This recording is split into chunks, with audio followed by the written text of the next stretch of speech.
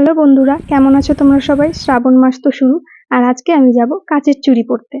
কি পরবো খুঁজেই পাচ্ছিলাম না। তারপর বর বলল একটা শাড়ি পরে নাও। কাল বোন গেছিল বাজারে, দোকান থেকে চুড়ি পরে এসছে, আর দেখে এসছে, আমাকে ফোন করে বলল, দিদি বাজারে অনেক চুড়ি এসছে জানিস।